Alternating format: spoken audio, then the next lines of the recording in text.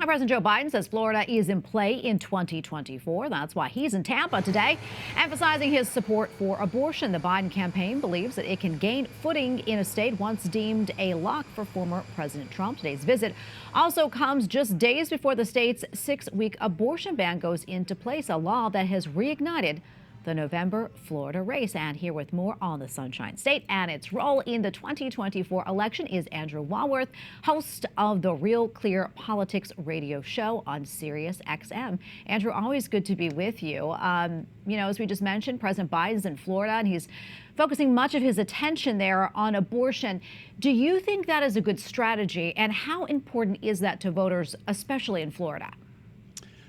Well, that's a good question. 6 of 10 voters said that they favored this. Florida voters said they favored this resolution that's on the ballot. So that's one thing. On the other hand, it's a real stretch for Joe Biden to try to win Florida. He's down there about 9 points in the RCP average. That's a lot. There's about 15 million voters in Florida, and Republicans have about a 1 million vote registration advantage over the Democrats. So that's a real thing. The third thing in Florida, people have to remember, half the voters are over the age of 45. And that's a real Trump base. They tend to turn out. So I think it's smart. It might be smart for him to be there because it reinforces the message that he's trying to get across. But I don't think he's got a chance of winning Florida. Yeah, I'm curious about this. What about down ballot races? Incumbent Republican Senator Rick Scott, he's up for re-election. Do you think his chances of getting back into office, do you think that could be impacted because of the 6-week abortion ban?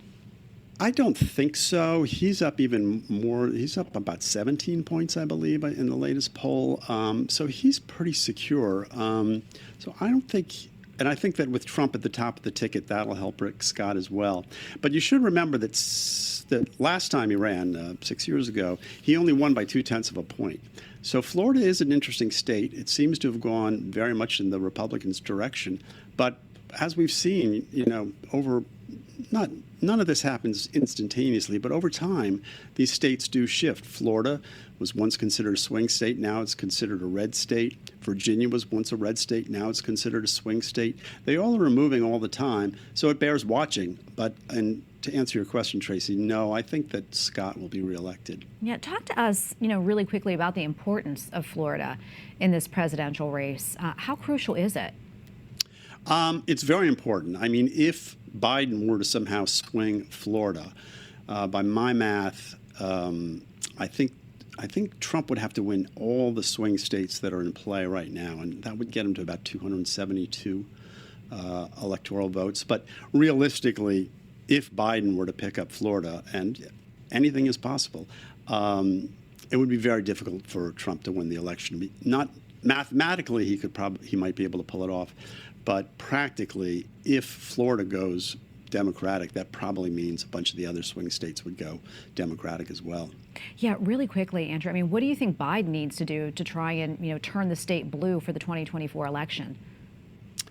To turn Florida blue, I think what he's got one card to play, and he's playing it pretty hard, and that's the abortion card. That seems to be the thing that they keep going back to.